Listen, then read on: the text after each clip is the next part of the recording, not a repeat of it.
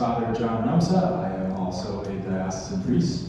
Our other kind of sub-vocation right now is Son of Thunder, or SOT number 1, SOT 2. And my favorite ice cream flavor is a tie between all natural vanilla and pistachio. My name is Sister Mary Pieta. I am a religious sister, and my favorite ice cream flavor, I think, is coffee, or Java Chunk, or something coffee flavored. Hello everyone, my name is Sister Maria Chaley. I'm also a sister. Sister Mary Pieta and I are both handmaids. We'll talk a little bit later about what that means. And my favorite ice cream flavor is cookie dough. Hello, I'm Lucas Ball, and my vocation is that I am married to my lovely spouse, who is also here, and my favorite ice cream flavor is probably New York vanilla. I'm Marianne Mullen. I am also married to him. It wasn't obvious. And my favorite ice cream flavor is probably butter pecan. Hi, I'm Hazel Jordan, and my vocation is being a layperson living out the vocation of celibacy. And my favorite ice cream flavor is also coffee. Thank you guys. We can pass the mic all the way back down. So what we're going to do now is we're going to hear little tiny versions of each of their vocation stories. Every single one of them could probably talk for about 30 minutes about their vocation, the nuances, the journey, the ups and downs of the journey that they've had with the Lord. But if you guys can just share, a 2 to 3, 5-minute version of your vocation story, and we'll just go down the line. We'll hear some awesome stuff. Very good, thank you, Ricky. For those in the back, is it helpful if when we speak we stand? Yes. Oh, all right. Hi there. Father James still. So some wondering why I'm wearing the Twins jersey. Just a brief aside. Catholic Schools Week here. It's sports day at the school, so I wore this. In addition, I actually have a twin sister, and so part of my vocation in life is to be a twin. And so, Minnesota Twins, and I just came from a birthday celebration for 2 of our longtime parishioners, Jim and John Shea. Some of you may know them. They're celebrating 94 years. 2 twins, so cool. So I was able to visit with them with the Twins jersey. So, all right, that's enough aside. Vocationally, the short version of my story is deep love of God, love for His people. Any questions? Nope, that's not. Thank you, SOT 2. So my journey really it comes from just God calling to me out of a place of suffering and difficulty. I was born in Omaha, Nebraska, middle of 5 kids, family moved around the country, lived in West Virginia for a time, lived in Minnesota for 7 years, and then my dad took a job in Cedar Rapids, Iowa. We were there for 2 years. It was the 2 toughest years of my life. A lot of bullying in school, difficulty with classes, wasn't very athletic, didn't tell any good jokes, so some things haven't changed. But it was a very challenging time. And so I talked with my parents and said, why am I going through this? They said, we don't know, but we believe that God has a purpose and a plan for you in this. And we think it's an opportunity for you to grow in your faith. And at first I balked and said, I just want to be a kid. I want to play with Ninja Turtles and watch Power Rangers. He said, you can also grow closer to Jesus. And so I resisted at first, but eventually I took their words of advice. My mom taught me to pray the rosary. I did that on a daily basis. Became an altar server at our local church. And little by little, the circumstances started to change my life, but really, the Lord was working at the interior level. And at our parish, we had a young and energetic parochial vicar. And so it was really exciting, anticipation of things to come. And he really just inspired me by his joy and his zeal, his fervor. Could see he was there in the really wonderful moments of life for people, celebrating masses and baptisms, weddings. He was also there for people as they were sick and hurting, and there at funerals when people are grieving. And so for me to see that entire life spectrum really spoke to me.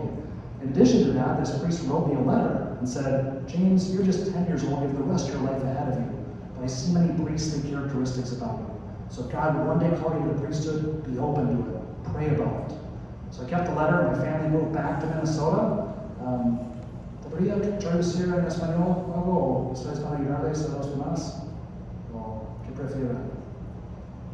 Bueno, soy un sacerdote. Así es mi vocación. Voy a ayudar mis Just in a brief translation, said I'm a priest now. We'll talk afterwards if you have questions. So moved back to Minnesota, and things were starting to change. I stayed with the faith. I thought and prayed about entering into the St. John Vianney Minor Seminary right out of high school. But then actually talked with a good priest friend of the family. Ended up going to St. John's in Collegeville for 4 years and had a really great experience there. But my third year, my twin, Renee, she got married. We were just juniors in high school, 21 years old. And I saw, here's someone who I was with from the womb, someone who I've known my entire life. I was inspired that she made this vocational decision. So I said, you know what? God, I've been thinking and praying about the priesthood for a while. I'm going to graduate from St. John's. I'm going to go to the seminary. I'll give you 1 year, and we'll see what happens. And so had a good first year at the St. Paul Seminary. Really good classes, good formation, good brotherhood. And at the end of the first year, I thought, no, Lord, this was a good experience, but I just still don't know if this is where you're calling me. I don't want to be greedy, but I need some sort of confirming sign this is where you want me to be. So on the absolute last day of my first year at the seminary, I'm watching a baseball game in the lounge, the first floor, when walks into this lounge the priest from Iowa who had written me the letter 10 years earlier. My jaw hit the ground. I hadn't seen him in 10 years. I say, Father Quint, what are you doing here? He said, do I know you? I said, that's a long story. You helped inspire me to be here. He said, oh my goodness. He said, that's amazing. He said, do you know where I can find some ice? I was like, or do you want me to be a priest or a waiter? What's going on here? We had a 2-hour conversation, and it was just a beautiful confirmation. That's where God was calling. 4.5 years later, I ended up being ordained a priest by God's grace at the St. Paul Cathedral, and I was sent to this small little parish called St. Odilia's of Shoreview. And so I served as the lowly parochial vicar for 2 years and had an incredible experience here. I was then sent off to the furthest part of the world in Venezuela for 3 years of mission work because of some bad jokes and houseplants that ended up dying. That's a different story. But eventually made my way back here. The Archbishop sent me to serve at Immaculate Conception, Columbia Heights, was there for 5 years, and then was asked to come over and serve here as the pastor for the last 1.5 years at St. Old. So it really is that intersection of love for God, love for his people, God's grace at work in the midst of suffering, and just seeing just the closest of the world. So that's the short version. Might be a little bit more than 5 to 7 minutes, but thank you all for being here. Gracias por estar aquí.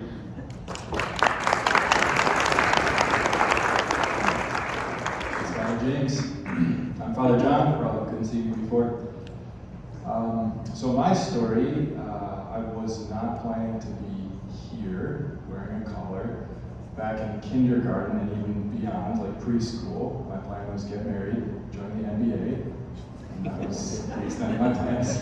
I had several marriage proposals on the table by first grade, in fact. But then one day, that's actually true. One day in 4th grade, and dads take note, one day in 4th grade, my dad took me aside one day and he said, you know, John, I think it's about time for you to start asking God what he wants you to do with your life. And he described how God has a plan for all of us. And as you start to ask him, you might start to hear, when you probably won't hear with your ears, it's probably something you'll hear in your heart. And it's probably something you won't hear right away, but over time as you continue to ask. And so as a 4th grader, I wasn't too cool for dad yet. I trusted my dad. I was like, oh, okay. So I wake up the next day, and my plan is to get married, join the NFL, or the NBA. I hadn't decided which, but I was hoping. And so from that moment on, I was like, okay, but there might be something else. I might be called to be a priest. So fast forward, I did some little discernment in high school. I was like, nope, didn't want anything to do with that. I went on one visit night, and I don't know, the guys at my table were just weird. I was like, these guys are weird, I don't want to do this. So then I went to college, got a business degree so I could get a job to support a family, because that was still my plan. I was still open.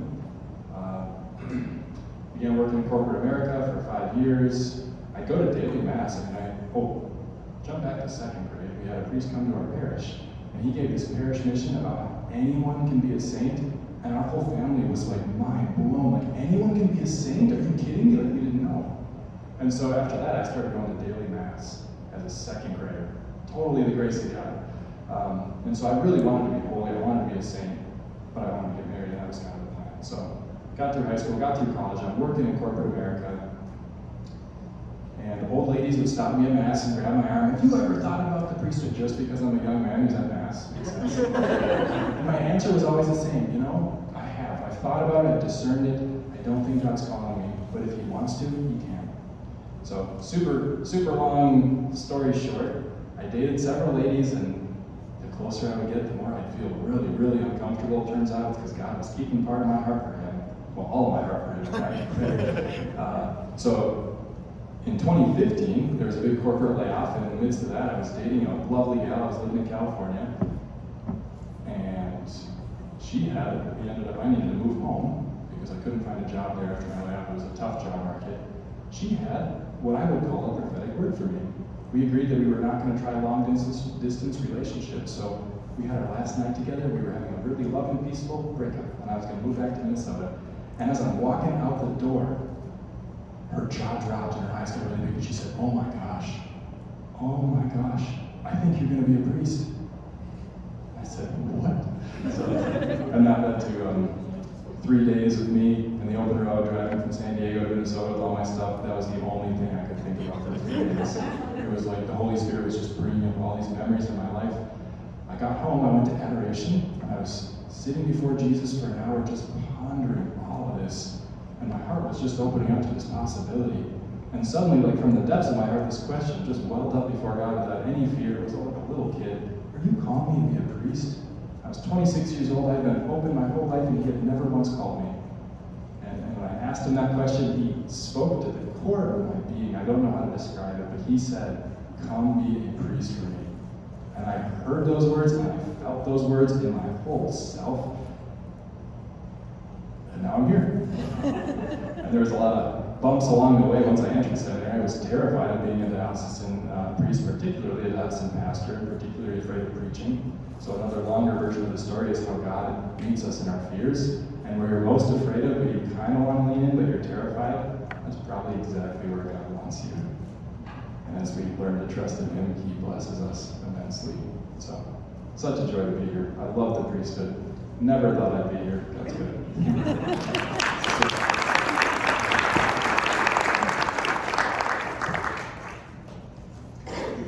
So my name is Sister Mary Keita. Good to be with all of you. So my vocation story starts with my family. So I grew up in a really faithful Catholic family in Minnesota, in the Archdiocese. And one of the things that I always knew from my parents, kind of similar to Father John, was they would say, God might have a plan for your life that might be different than your own.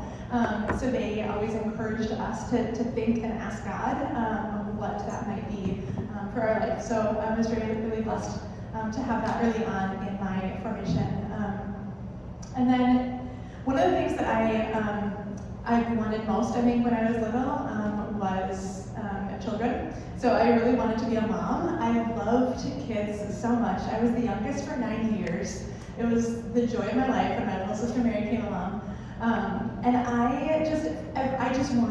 wanted to be a mother. I wanted to get married and have children, and I wanted to have a lot of children. I would talk with my cousin, and we would be playing, and we would be talking about how many children we wanted to have, and I was like, I couldn't even say enough. You know, not even 20 would be enough. Like, I just want to have so many children. And there was just this deep longing in my heart to give life, to bear life. And so kind of fast forward, I'm like, okay, I think I'm supposed to be a mom because what I want to do is be a mom, right? And the Lord works through our desires.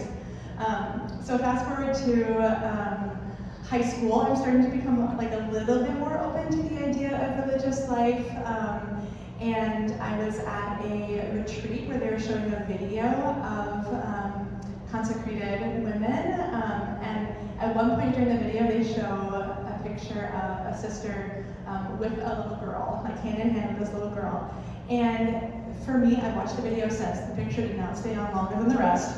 But in my experience, it was it froze. I was just looking at the picture, and there was just a promise from the Lord that being a sister doesn't mean giving up motherhood. And that kind of broke something open for me and kind of allowed me to be free in saying yes. But I still would say my faith at that point was very strong, but it wasn't very personal. I had grown up knowing without a doubt that God was good and that he was real and he had a plan for my life and he loved me and I could talk to him, I could say anything. But I didn't have a way of hearing him. Him. I had no knowledge of how to hear the way the Lord speaks to us. And so in college, when I came to discover that through friends and through talks and through retreats that I went on, it was like this whole new world was opening up in me. That the Lord actually speaks deep in the heart, as Father John said, like not, as your dad told you, like not necessarily in words, but just in a deep experience of His presence, His abiding presence, His sense of peace. And I was just in awe as I began to discover this. I was in awe that the God of the universe would want to speak to me. And it was just like so striking for me, and I just began to go back to the Lord again and again in prayer, just thirsting to experience His love in the depths of my heart. And so eventually I'm finding myself falling in love with Him and just experiencing such happiness with Him, and just the knowledge that relationship and my relationship with the Lord was what my heart was created for. My heart was created just to be His alone, and to give myself in love to Him. So at that point I began to look more at religious life and visit communities, and really found a home with the Handmaids. So part of our, one of the main parts of our charism, so each religious community has a charism, which is a different way of living in the world. So it's kind of like the spirituality of a community. And ours really is to be spiritual mothers in the parish.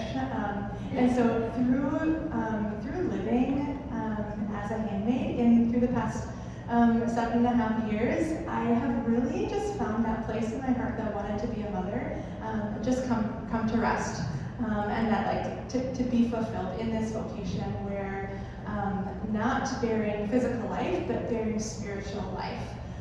And the relationships that I have with others in the parishes, even in community life with my other sisters, there's a really real sense in which I am a mother, and I do have children.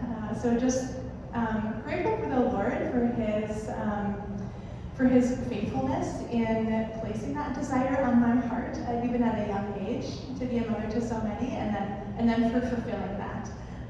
So that's just kind of like a little bit about my story. And as I said, our charism is to be spiritual mothers, and really in the parish. So it's really to build up the family life of the parish, to make the parish a real home where people can come and enter in and be welcomed and be loved and really find the Lord there. So bringing souls to Christ is one of the greatest joys that I experience in the parish, and a real place of motherhood. So thank you.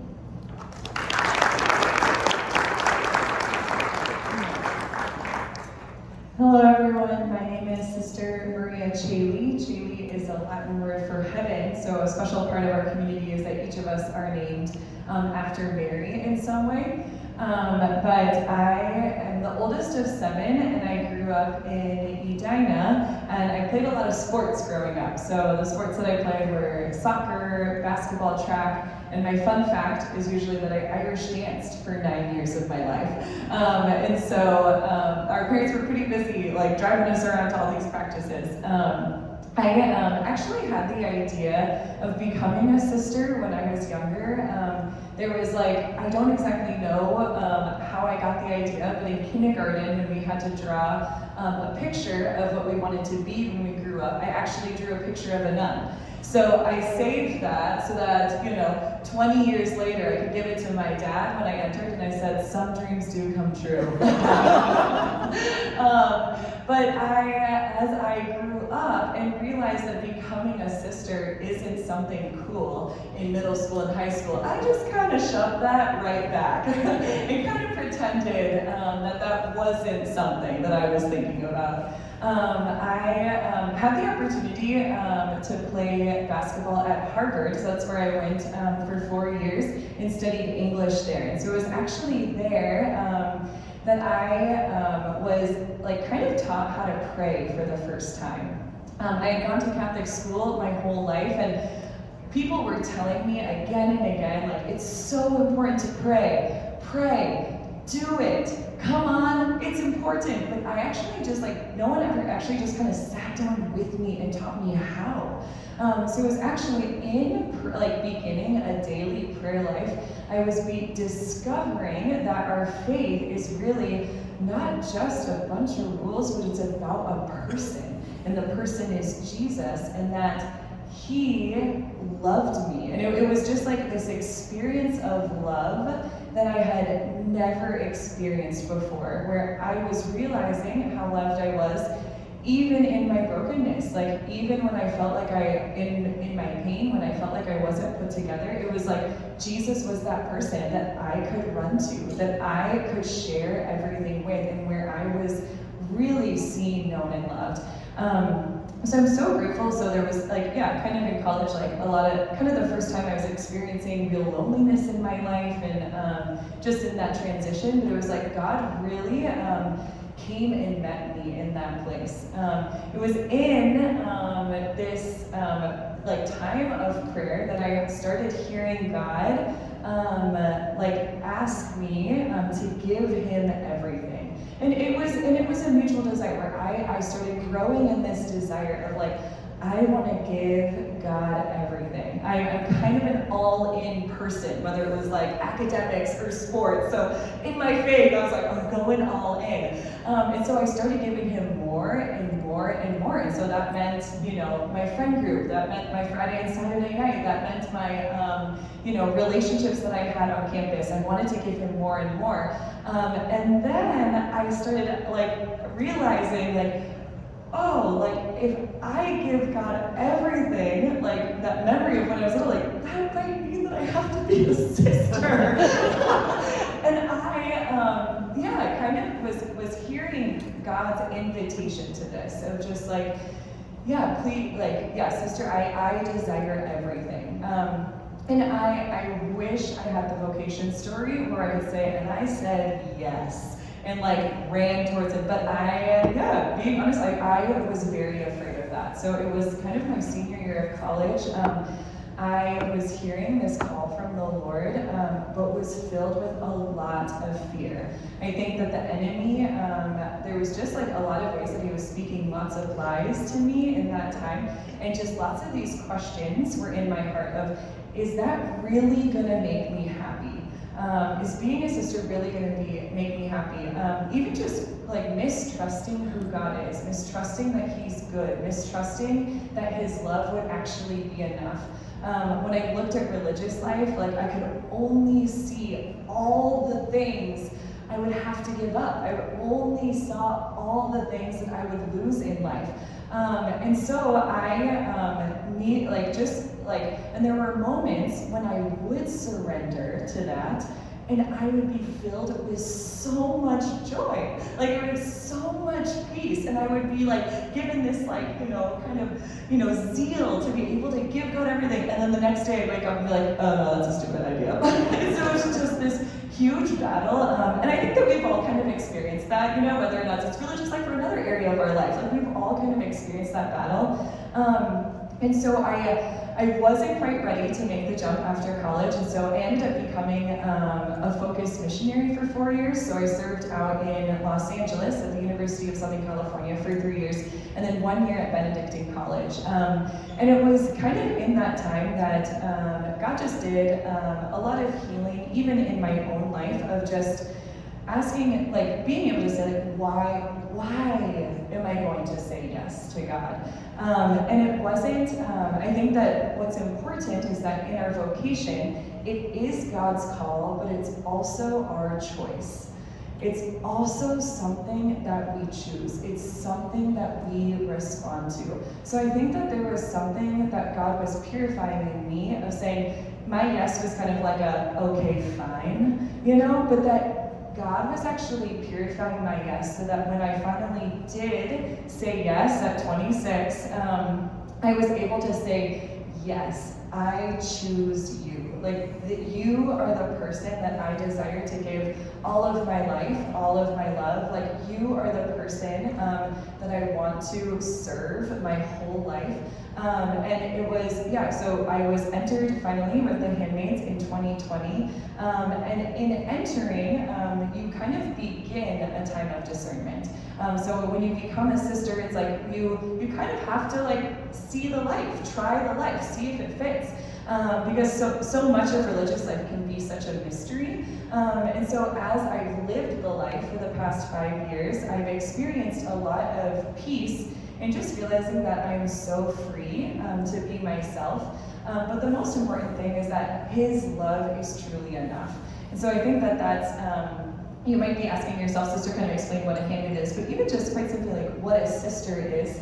A sister is someone who lives knowing that God's love is enough. Like we hope to be witnesses of heaven and to say that what the world tells you that is going to make you happy are like wealth, power, and pleasure. But I stand before you vowing like poverty, chastity, and obedience, saying, no, like the ways of the world are not going to what makes us happy, but the things of God are. And even being poor, chaste, and obedient, we live those vows in order to imitate Christ in all things.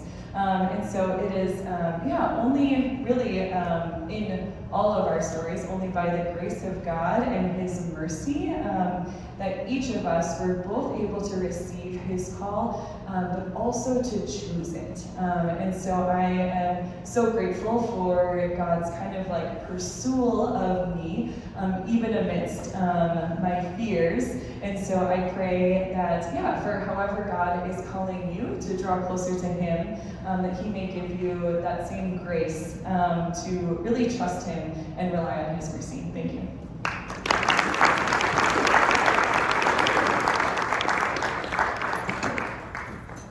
Unfortunately, my vocation doesn't come with a cool outfit. Oh, thank you. So, my vocation is that I'm married, but as many of them have already shared, it came with a few sort of bumps in the road, or they're happy bumps, kind of like Bob Ross would say, happy accidents. And so I just wanted to touch briefly on what vocation is, right? Vocation comes from the Latin word vocare. It means to call, right? So when we're thinking about vocation, whose call are we listening to? We're listening to God's call to us. And so we all have a general vocation towards God, towards holiness. But we also have a particular call. And though I don't have the quote memorized, which would be really cool, one quote I heard really early on was by my third favorite saint. Yes, third. I don't know if it's okay to rank saints, but St. John Henry Newman. And he wrote that God has created each of us for some definite service. And we might not know it in this life, but we'll realize it in the next. And I heard that really early on in life. And so that quote has always sort of been in the back of my mind. And it's just really inspirational. And when we think about a call or a vocation, part of that aspect to our particular vocation is always keeping in the back of our minds the general vocation towards God and towards holiness. So now towards my life and how I got here. So I was born and raised Catholic, a good solid Catholic family.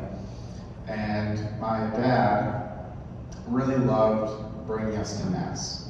And when I was in middle school, that became really sort of upsetting to me because I'd have to wake up extra early before school and we go to Mass.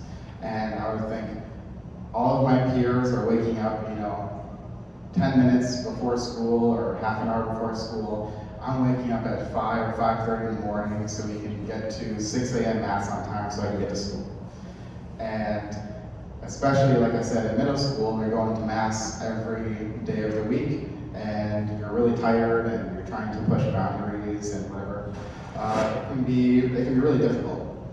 But I'm so thankful that he did that for me and my sister especially, because it's within that realization of loving God, especially starting to appreciate going to Mass, that I had so much more value for my vocation too. So, going to Mass, I went to a Catholic school, and because of going to daily Mass, even when it wasn't expected or required through school at Catholic schools, we went once a week. I think they do it here once a week as well. But I was going every day, and some of my teachers started to notice. And around the end of middle school, early high school, some of my teachers would say, "Oh, I noticed that you go to daily Mass." They kind of forgot that I was only going because my dad was taking me, but and they started to mention things like, "I think you might make a good priest." Okay, and I started to take that into consideration. And I don't recommend dating as a freshman in high school necessarily, but I had that in the back of my mind. But I was dating a girl freshman year of high school anyway. And she told me that there is a really awesome youth group. And I was like, "Tell me more." And so we went to a youth group at a church called St. Mark's in St. Paul. And that church is run by an order called Pro Ecclesia Sancta. And they're a great order. And what ends up happening is we go to this youth group, and then this girl and I eventually break up. And when we break up, I start to listen more and more to many of my educators, my teachers at the Catholic school had been telling me that I had the characteristics that would make a really good priest. And I kept hearing that, but my entire time, again, thinking about this call, I felt called towards marriage. And I know just enough about discerning of spirits to be dangerous. And I would keep hearing this, and I would think, gosh, so many people around me said that I could make a good priest, and maybe I could, but I really don't want to do it. But being a priest sounds really cool. So what ends up happening is at this youth group that's run by an order, they have many brothers and also sisters. And I asked this one particular brother, who I thought was just the coolest, who was also the most athletic. And I said, "Hey, would you be my spiritual director?" And he went and asked his superior if he could take me on as a spiritual directee, and he said yes. And so I started doing spiritual direction when I was in 10th grade of high school, discerning whether I should be a priest or not. So when I was doing spiritual direction with this brother, eventually I get to fall of my senior year, and what ends up happening is I was also just at a archdiocesan seminary sort of introduction for that fall, and there was an application portal open. So you could start your application to minor seminary, because minor seminary is for those who are undergraduates in college, and major seminary, loosely speaking, is for those who have a degree. And so I just go to this evening, and I come home with my application. I'm so excited. I turn the page and I find out it's a 30-page application, and I have to write an autobiography, and I have to do psych evaluations. It's very extensive.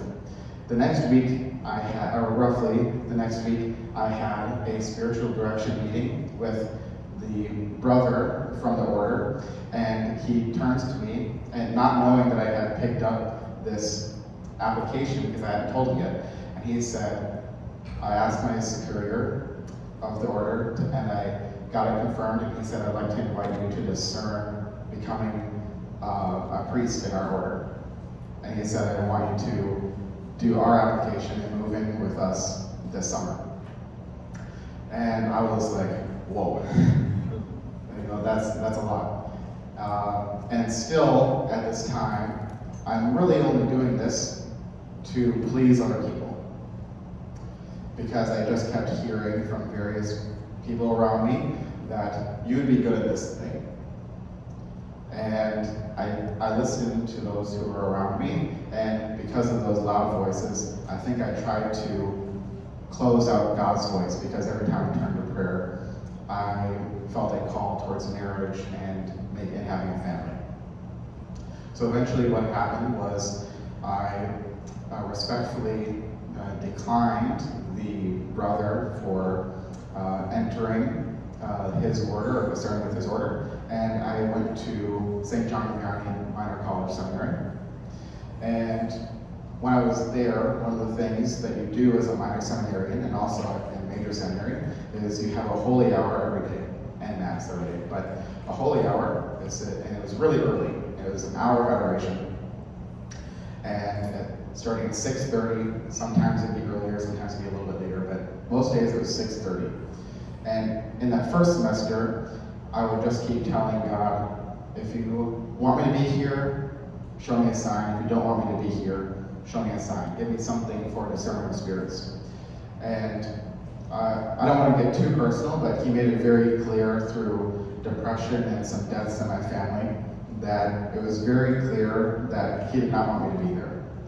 So then I wanted to just stick it out and finish the year because it was also a year of college. I was also a college student. And one thing that was very fruitful in that second semester, I already had decided in my heart that I was going to discern out, is I decided to dedicate every holy hour and mass for that second semester for my future spouse.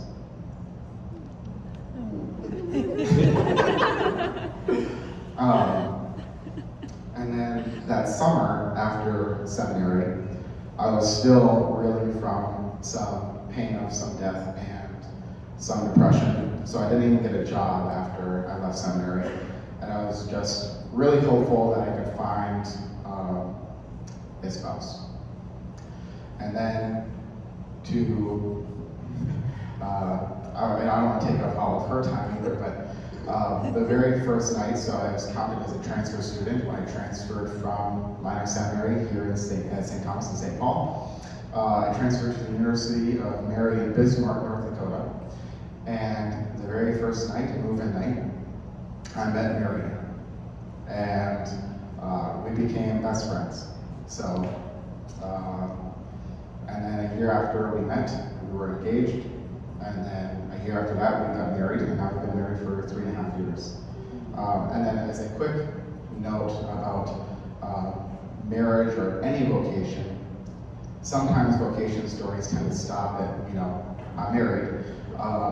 But it's also that further destination of our universal call to God and to holiness. And so I just want to leave you with this. There was a really influential priest that made me think that priesthood was really cool as well. And someone asked him, when did you know that you wanted to be a priest? And he said, this morning when I put on my collar. And so when people say, when did you know that you wanted to be married? I say, this morning.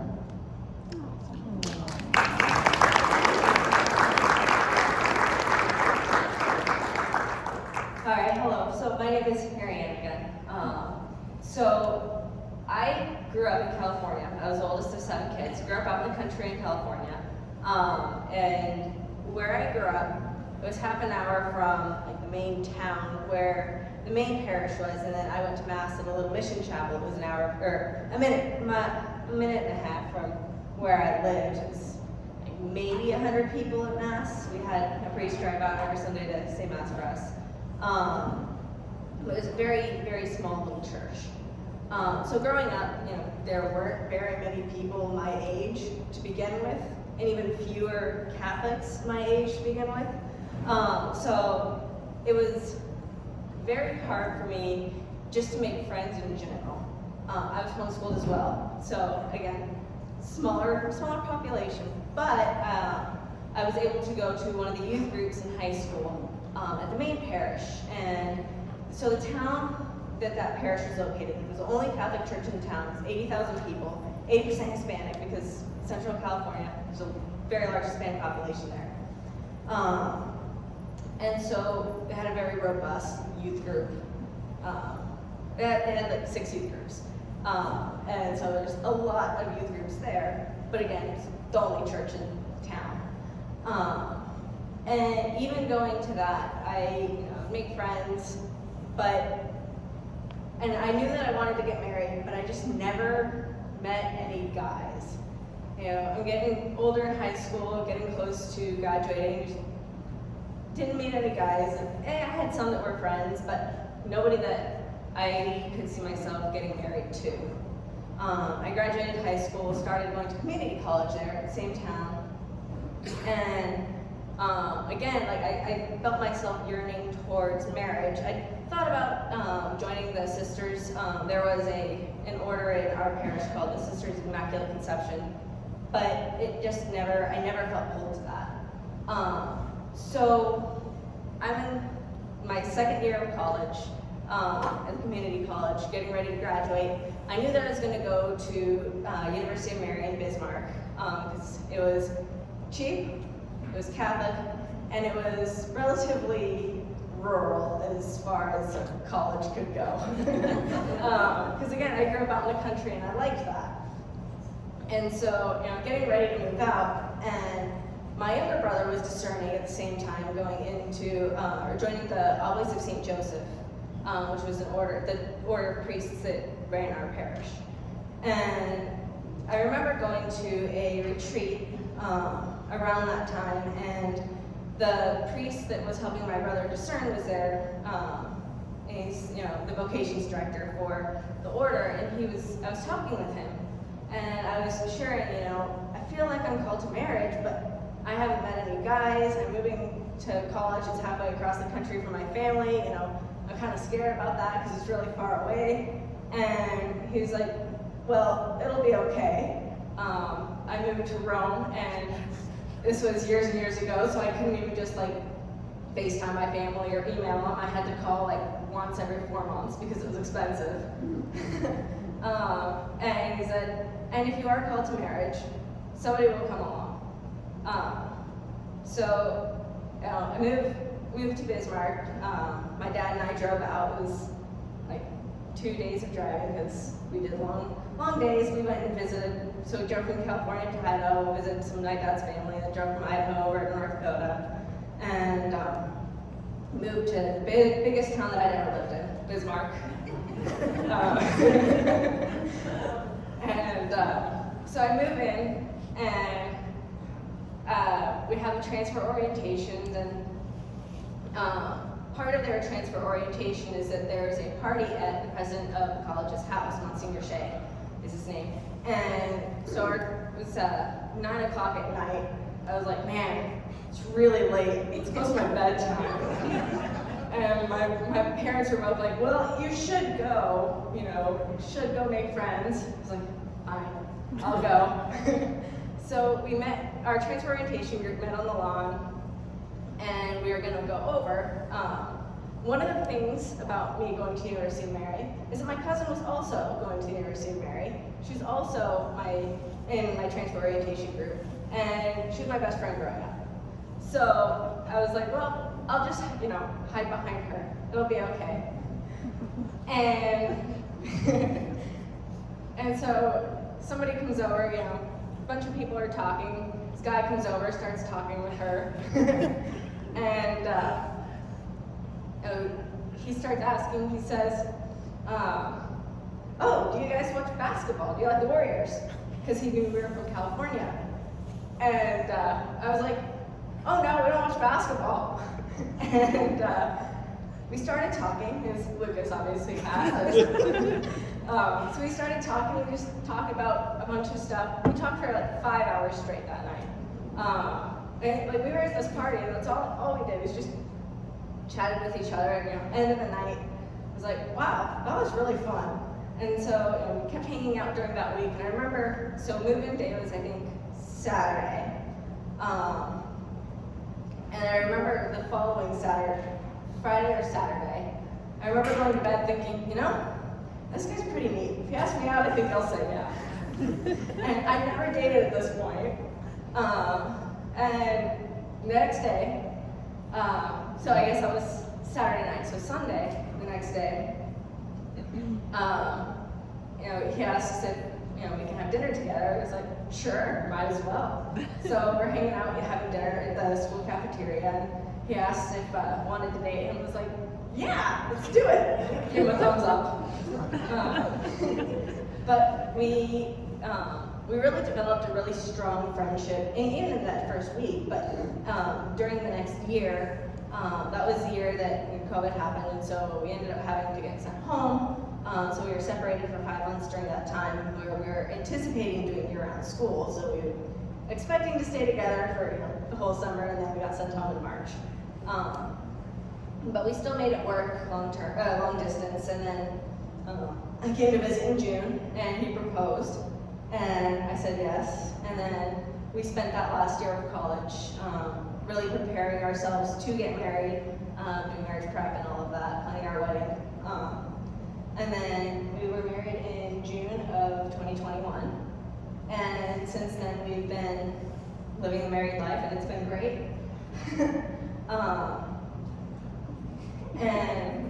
And through all of that time, there was just a lot of prayer, because I was so scared going into it that, I wasn't going to be good enough, or, something was going to go wrong. But I kept getting reassurances that, like, yes, this is good.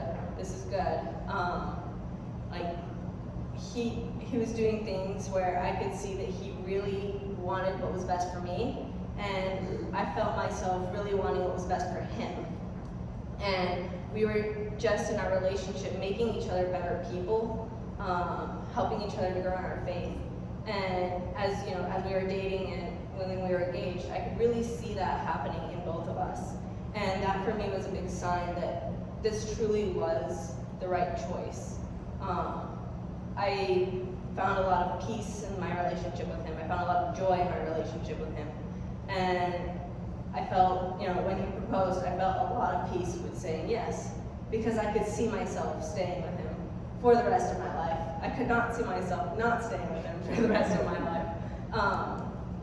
And so I feel like it was a very beautiful demonstration to myself of God's love for me, reflected through Lucas's love for me.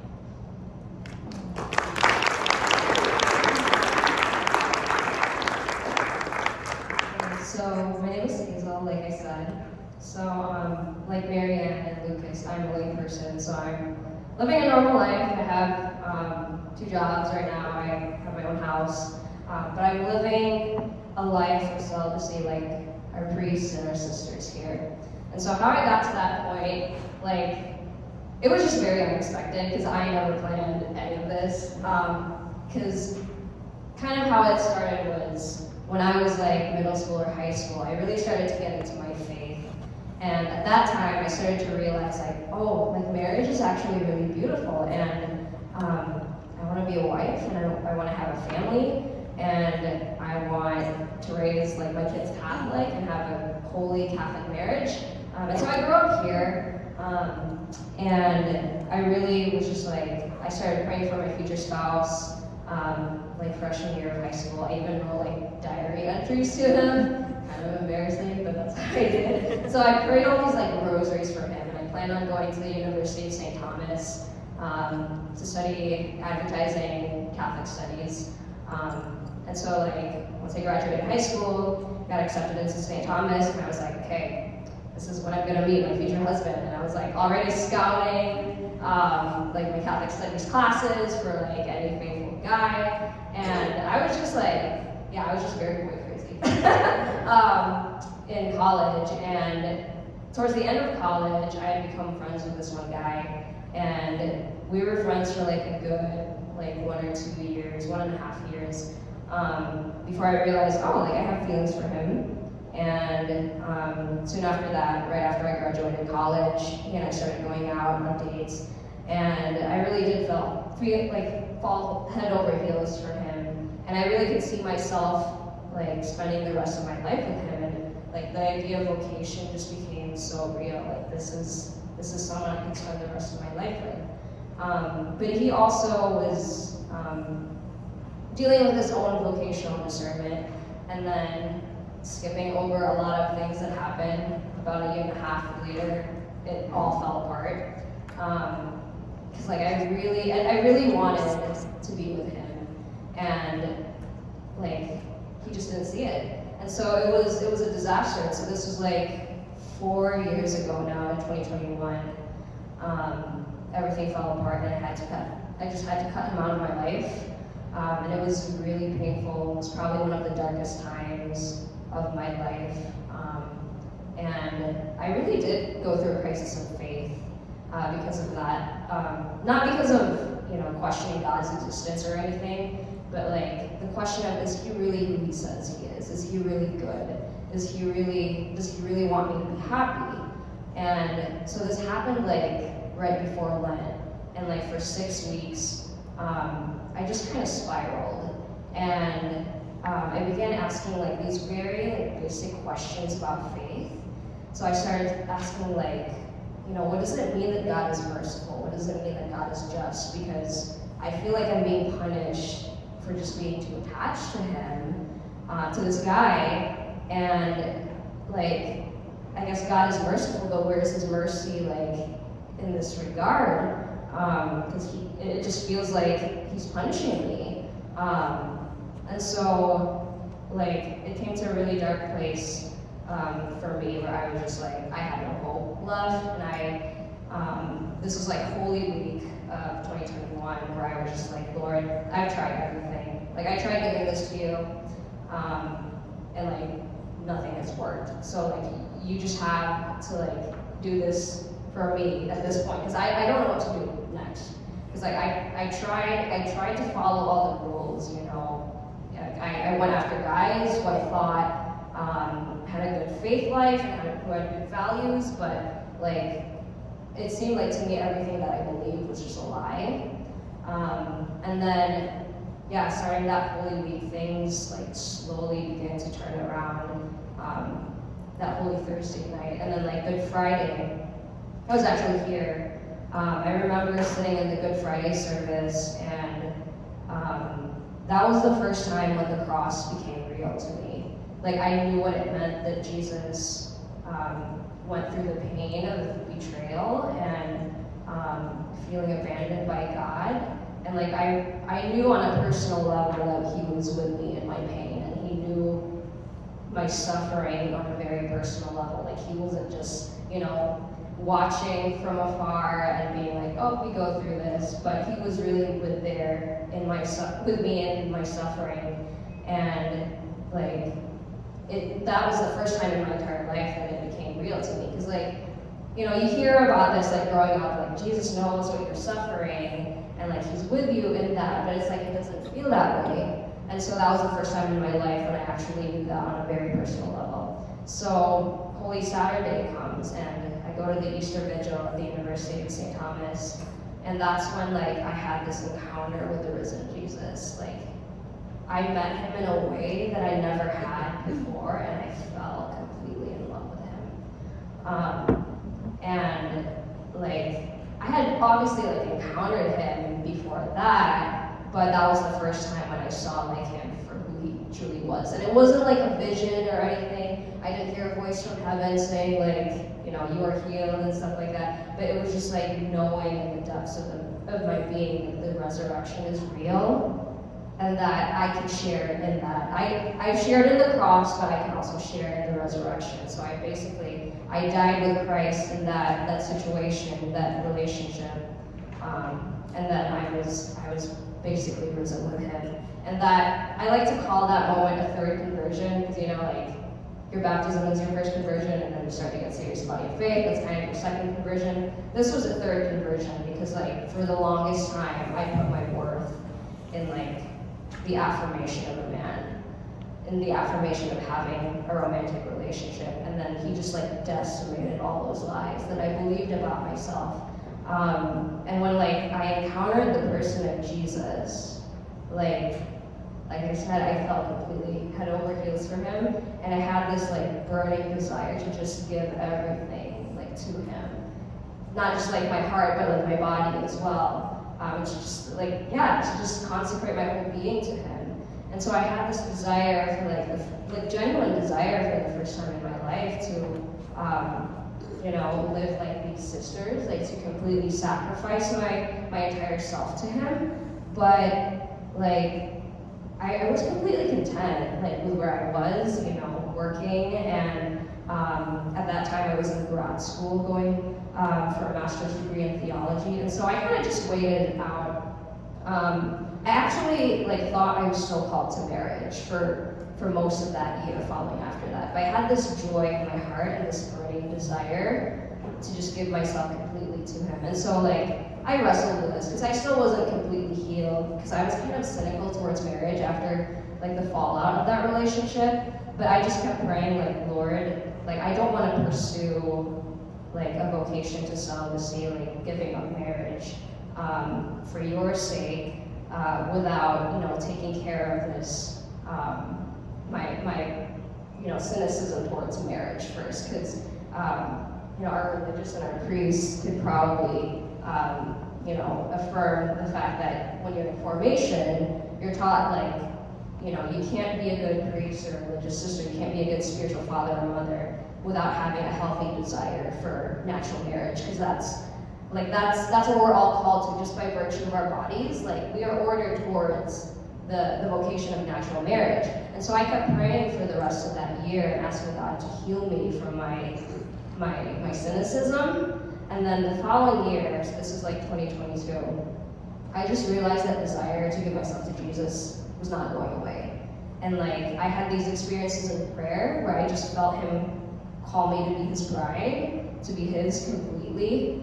And my spiritual director, who his father was Father Brian Zolke, who was the former parochial vicar here, he actually was assigned here, and so it was just kind of providential because I was we had taken a break from spiritual direction, and really providential that he came here. So literally his first week here, I met up with him and I was hey, so this is going on in the inside, what should I do?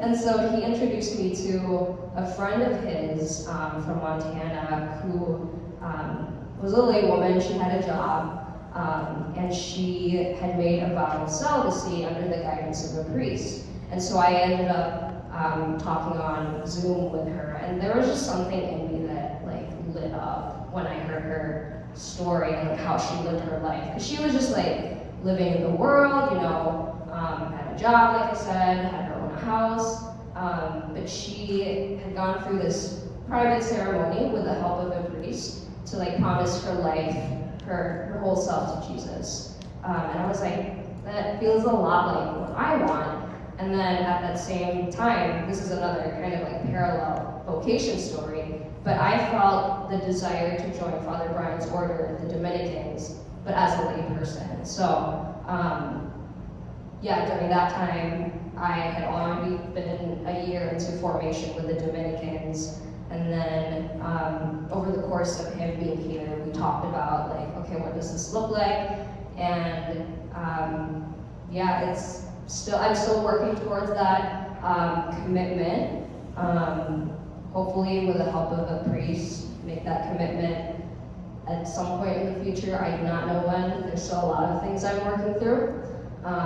But I take active steps to really root myself. So one big step was buying a house for me last year, just so that I could live that life of being by myself and being rooted in a life of prayer and things like that. So that's kind of the gist of my vocation story. But there's still a lot of bumps along the way. A lot of things I need to heal from.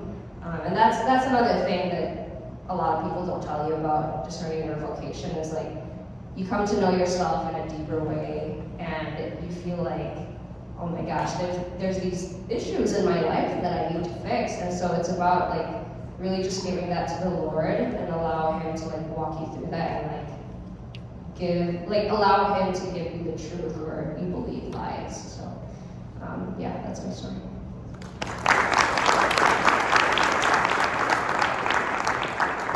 Thanks so much for sharing. Can we just give another big round of applause? That's great.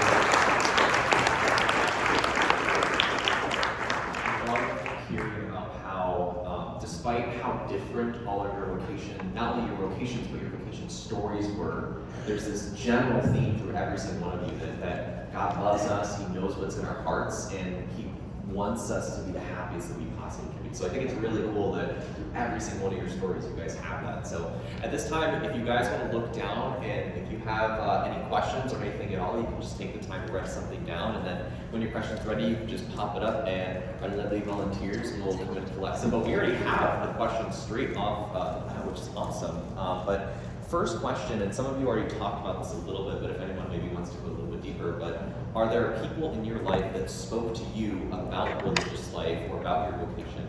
And what from those conversations really spoke to you and kind of helped lead you down that path?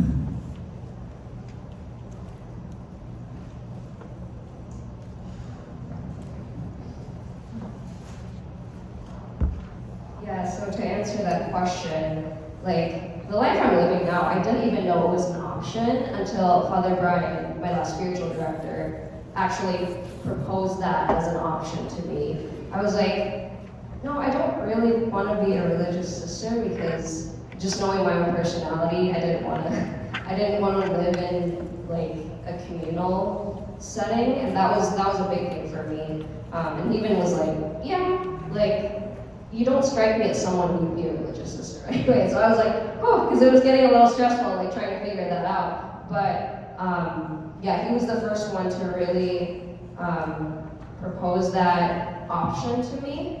And subsequently, the women that I was connected to by him, who were already living out that vocation, just really like inspired me to continue down that path. And like they saw, and like obviously too, like my friends over time have kind of affirmed, like, yeah, this is more like who you are, and you seem a lot happier when you're living out this way. Takers. We'll jump to our next question. I was just going to say, no, sorry. I just want to share a brief bit of detail for an example of the people who would tell me that how to be a good priest. This religion teacher at my Catholic school, I went to St. Agnes in St. Paul. She told me pretty early on in middle school that she was so confident that I'd become a priest that she would stop me in the hallway and she made me her prayer buddy. So every time I passed by her in the hallway, we would stop and pray together. And those are the kinds of interactions that I would have with people that would, that's why I went to seminary, but even though I didn't want to. And so that's hopefully how I can help answer the question is, sometimes people can have really strong wills and they're not as strong as God's, so. That's awesome. So our next question, specifically about how do we talk, and I love this question, I'm going to listen and take notes down for this, is how do we speak more to the youth about vocations? How do we make it more meaningful, more important for our youth, so ideally, not only our little kids, but also teenagers and maybe young adults as well, as how do we talk to them more about vocation? How do we make this seem important for their lives?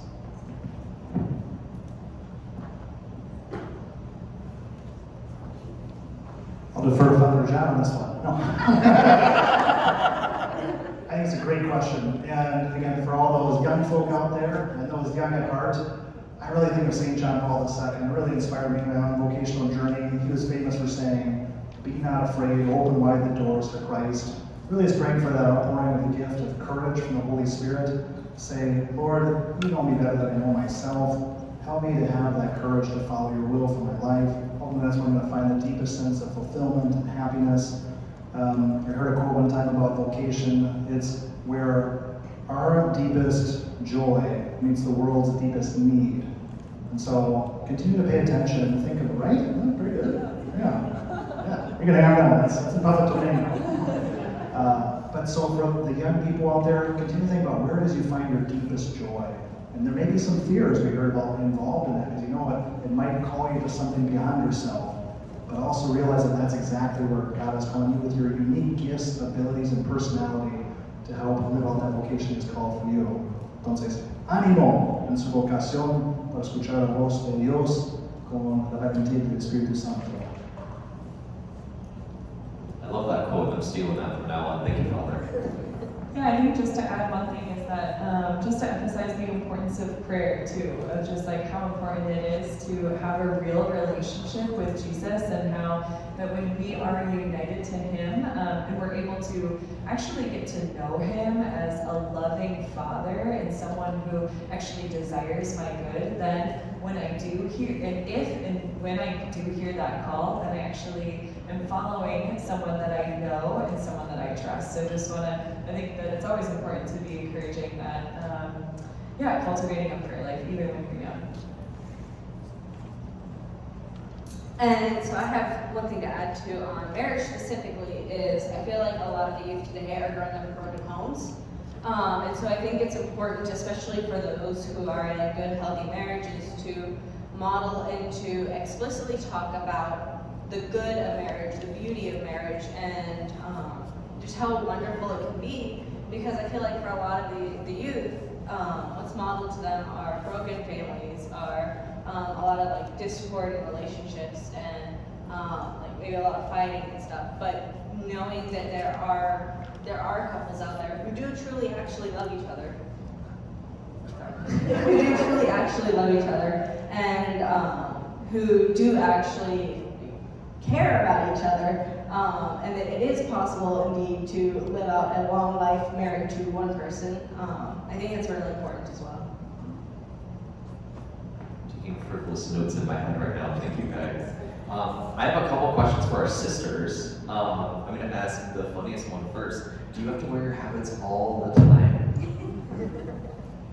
Yes. Not to bed. We wear pajamas to bed, but everywhere else. Basketball, weddings, ordinations, this is it.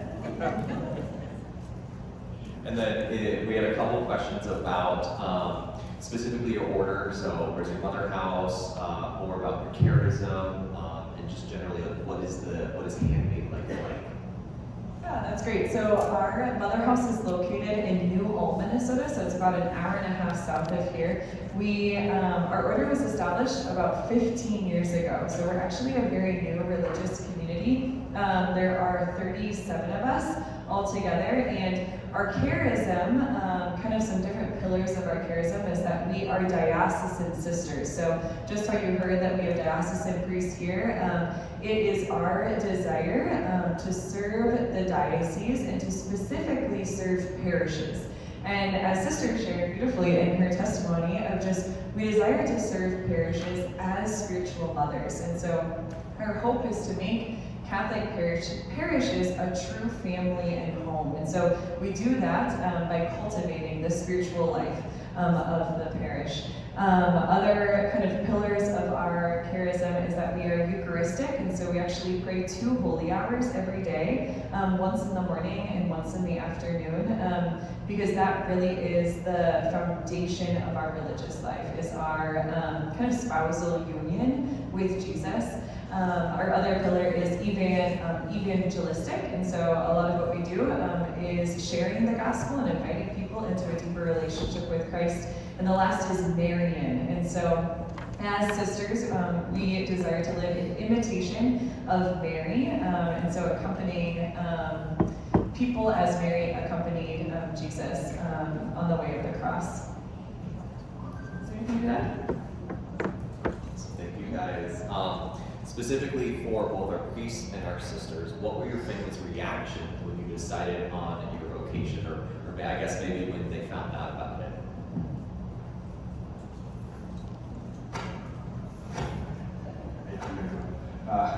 When I told my parents, so I had just moved to Minnesota to actually live with my parents until I found the next step. Like that was just the first step, get out of California, move in with my parents. So when I had that moment where he said, come be a priest for me, I was living with my parents. So I came home and I told my mom, and she said, oh, John, I always knew.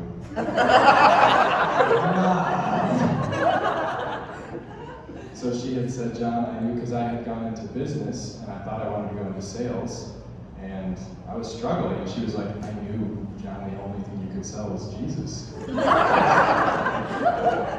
my family was thrilled. My dad was thrilled as well. Others know best. That's right. Mine was kind of a mixed bag experience where my parents were very supportive, my twin sister very supportive, younger brother pretty supportive. Younger sister, not real supportive. Older brother, not supportive at all. My paternal grandmother, not supportive at all. And so a lot of it came from that idea of happiness. For my siblings and grandma, they said, we've seen so many problems within the Catholic priesthood, within the church. We don't think you can be happy through this. They said, we want you to be happy. And so in some ways, their resistance came from a place of love. And over the course of my seminary formation, when I became a priest, they've all kind of come around and they say, no, we really do see that this is who you're meant to be. And so I feel very humbled by that. It was very humbling and maybe humiliating at times to see their resistance and have those discussions. But I was grateful for their honesty and coming from a place of care.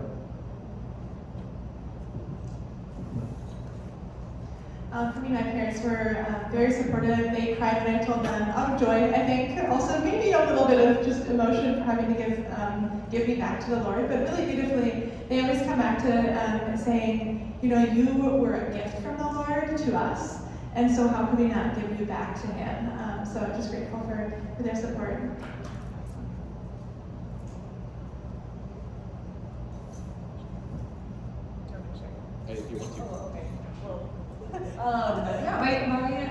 My parents were also supportive of me, but I think that there has been, there is still some sorrow in that. You know, I think that it is a really, as you said, like, it is a gift, but is a gift that they even had to give. So just how I had my own dreams of marriage and family, my parents had their own dreams of, you know, grandchildren. And so I think that they also had to kind of give, it was also a sacrifice for them to kind of give me as a gift to the church.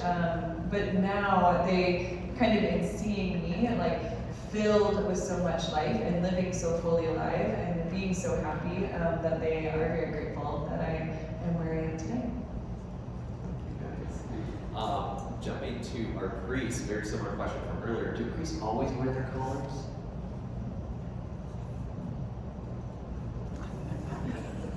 Yes, even when we're sleeping. Just kidding. We'll actually have events where all the priests get together. It's called the Presbyteral Assembly. Wow. Every 2 years, all the priests in the archdiocese, or most of them, get together for a couple days, kind of on a retreat, and they say, wear casual clothing. So we don't wear our collars for that when we're all together as priests, because we all know we're priests. So there'll be other times, like we'll go to our families, oftentimes like for holidays or birthdays or whatever. We're with our family, they all know we're a priest, we know we're a priest, and we'll wear, you know, civvies, we call it civilian clothes. But yeah, most of the time. And there's actually no concrete rules about when you wouldn't. I mean, in the parish, you do. So different priests have different kind of ways of living that out. Some priests might actually wear their collar to bed. I don't know. Seems like it for some of them, but anything you would add to that, Father? Well, this Saturday, not to do another cross promotion, we've got pizza with the Padres after our 5 p.m. Mass. We'll be in our clerical garb then, but Father John and I also do pickleball. So we could do pickleball with the Padres, and we usually don't wear a collar when we're playing pickleball. It's pretty intense, so. And then, Father John, a very specific question. What was your former girlfriend's reaction when she found out you became a priest? Oh, I love that smile already. She was very upset that she had spoken that word to me. So we had decided when we had broken up at the time, when we were both living in California and I had to move back home, like, yeah, maybe there was a potential, maybe there was a future there. We were just gonna, she was a single mom with 2 kids. So that was part of my realization of the call, like, of all the beautiful single Catholic women in San Diego, like, there's something of the priestly heart in there. I wanted to serve in a very particular, deep way. So with all that, it was this decision, like, maybe in the future, but we would want to live in the same place because of all the complications that involved. So there was still hope for us. She loved Minnesota. So yeah, she was very upset that she had told me that, even though it was God and she knew it. So yeah, so she was sad. And I was sad. What I didn't share from the story, I mean, there's a longer version, but when I had that word from God, that was 2 days after I came home to Minnesota. And it was a month and a half later that I had gone through the 30-page application process, the 20-page application for the archdiocese that goes with it, 3 psychological evals, the medical evaluation, 2 interviews, and was in seminary. So the word from God was on July 2nd. Oh, I guess it was 2 months. months. Move-in day was September 4th, so I spent the whole first year of seminary like, what is going on? And I think that's why God spoke the word so clearly, because for whatever reason, he wanted me in seminary now, not the year following. So it gave me this power and capacity to move really quickly. So I was mourning that. I was saying goodbye to her in that first year of seminary. And yeah, there's a sacrifice in every single vocation, no matter what it is. And there's a joy in every single vocation. The cross and resurrection. And then, what can I do as a mom if my daughter feels that she has a calling to be a sister? Yes, I can. What can I do as a mom if my daughter feels that she has a calling to be a sister?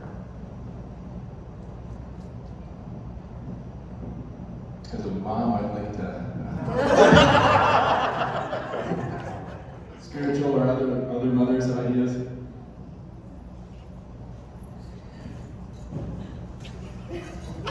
Sorry, sometimes we catch our rosaries on things just caught on the chair.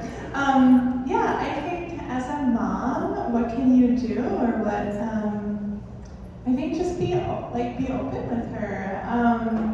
Yeah, just ask her more about it. Maybe asking good questions or kind of encouraging her in prayer. I think really what Sister shared earlier about prayer really being the foundation is so true. Our vocation is always going to come from a deep place of prayer with the Lord and union with Him. And so I think encouraging towards personal prayer with the Lord, I think is really key. So. In seriousness, I would also add, as the mother, go deep with Jesus yourself. Go all in for Jesus in the context of your vocation the ways you can. Try to be a saint. I think for parents, that's really powerful. It's a part of my story for sure. So. This next one's a question for our married couple. What advice would you give to married couples about establishing a habit of prayer together?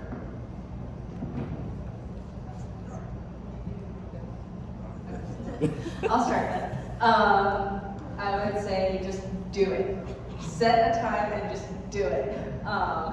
And so first off, you have to really focus on developing your own private prayer life. But then, I know when we were starting to date, we would every time, before we would say goodnight to each other, we would say, at least a few prayers together. And we made sure that we kept that, as we were dating, that even when we were apart from each other, we would still call on the phone and we would say our prayers before we went to bed. And so I think just getting in the habit and really just starting to do it is the really key part, because it's so easy to not. That was great. I think part of it, like she said, having your own personal prayer life really helps, but also the question was about the habit, so I'm assuming that you, just as we do, want to do it every day and make it a real habit. And so we set a specific time where we thought we would be most receptive and excited, as excited as you can be for prayer. But I'm really not a morning person, and she's probably less of a morning person than I am. And so, we were trying to decide. We know that we are going to pray together every single day, and that we're not going to go to bed until we have done so. And that's how we really made it a habit. As she said, just do it. But it's almost as if we had a calendar and we just checked off every time we prayed. We don't do that, but I know, and she would agree, I think, that I can't go to bed unless I know that we've said some prayer together that day. And one thing that I sort of appreciate, though the habit of prayer is great, sometimes the same routine of doing the exact same prayer can get sort of tiring. And so we like to switch it up. We've done Liturgy of the Hours, we've done night prayer before, and when we get tired of doing night prayer together, we do Lectio Divina together. If you don't know what Lectio Divina is, that's praying with the Bible. And when we are really tired and exhausted, which happens too often, we just say some generic prayers, rote prayers like Our Father, Hail Mary, and then we also say, the rosary together sometimes. And then additionally for the habit part, we also make a commitment that sometimes we check in, but it's not like we're holding each other that accountable, to pray for each other every day when we're apart from each other. So every day we say a prayer for each other, and I told her when my typical time is, and she's told me when her typical time is, and we just make that commitment, because we pray for each other once every day while we're apart from each other, and then we pray every evening before we go to bed, and I literally can't fall asleep until I've done so. This is a question for everybody. Living your vocations now, do you ever have doubts, regrets, or spiritual attacks? Pretty deep, I know. Okay, sorry to go back to back like this, but I think this question is really topical. I don't know if you remember, but the day before our wedding, I sent you this really long text. Yeah, and she's confirming that she saved it on her phone. She still has it. But I used some flowery language because I know she was going to be my bride the next day. But one of the longest sections that I included in this message I sent her was how appreciative I was of going to seminary, even though I didn't particularly want to be a priest. I was so appreciative of it because it really quelled any doubts about being married or discerning priesthood that I otherwise would have had. So that was one aspect of thankfulness that I so had. And so, do I have elements of doubt now? Nothing serious. Occasionally, when I see Deacon Jim or something, I'll be like, oh, maybe down the road I can pursue being a permanent deacon or something. But that's not really a doubt. That's just that's an option that's still available for me, as even as a married man, is becoming a permanent deacon. And so I'm very thankful that I don't have any doubts.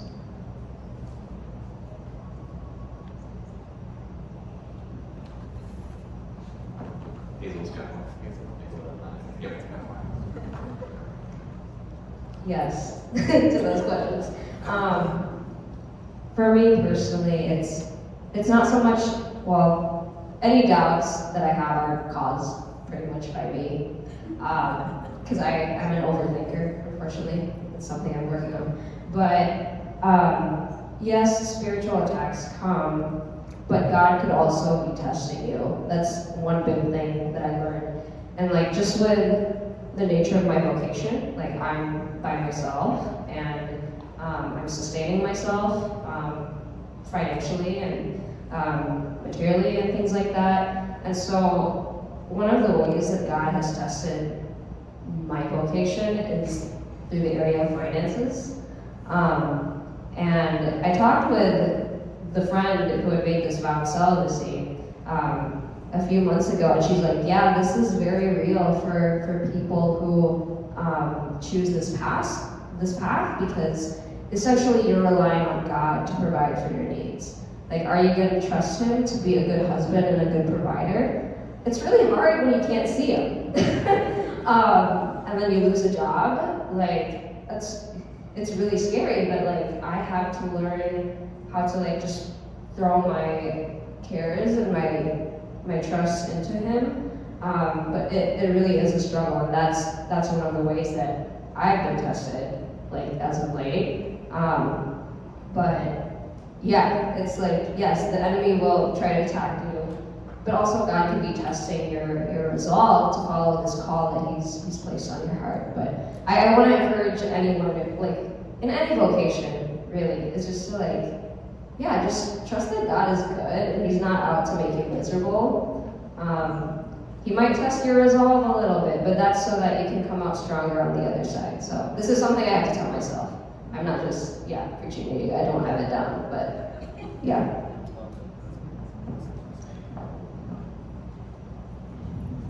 Yeah, so this panel was kind of on discerning vocation, but I feel like we could do a whole other panel about living your vocation, you know, because there's, you know, that's when the game starts, you know, it was like kind of like when you begin your vocation. And so I think that it's a very normal thing in every vocation to have suffering, to have difficulties, to have hardships. And I think that sometimes it's just a good thing to actually talk about so that when we face that inner vocation, it doesn't surprise us, or we don't say like, oh, I have to get out of this, or like something's wrong with me, or something's wrong with you.